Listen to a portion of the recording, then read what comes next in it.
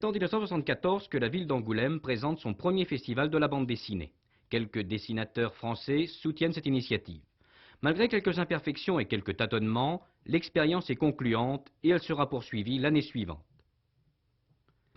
Francis Groux, l'année dernière, votre salon de la bande dessinée n'était qu'une expérience. Cette année, pour la deuxième édition, qu'est-ce que c'est?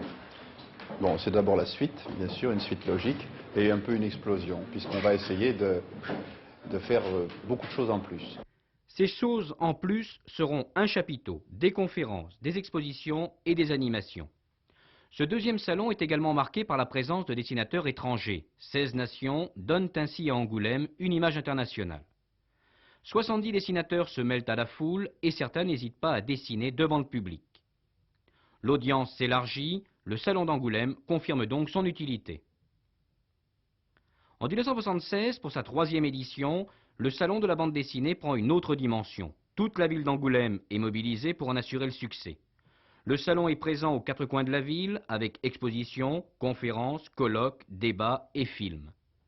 Les éditeurs, eux, sont réunis sous une immense bulle de 700 mètres carrés qui deviendra le symbole de la BD. 80 scénaristes et dessinateurs de 17 pays sont présents et attirent 30 000 personnes. Deux événements marqueront le salon 77. D'abord la présence d'Hergé, le père de Tintin, qui préside ce quatrième salon. Tintin a commencé, je n'aurais jamais cru un seul instant que aurait pu y avoir un jour un musée de ces choses-là, mais enfin, je trouve que c'est très très bien. C'est une idée remarquable pour pouvoir conserver tout de même des témoignages des dessinateurs, voilà, passés, tout ça. C'est très bien. Et ensuite la création d'un musée de la bande dessinée qui s'installe comme il se doit à Angoulême. Après être devenu le témoin de son temps, la BD fiche donc ses souvenirs. En 1978, le 5e salon pose une question. La bande dessinée est-elle un fait culturel ou un produit de consommation?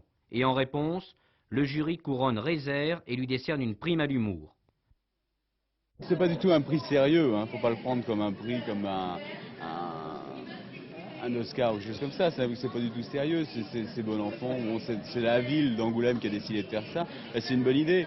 En fait, le salon se veut en prise directe avec l'actualité et c'est pour cela qu'il a récompensé un dessinateur à l'humour parfois féroce.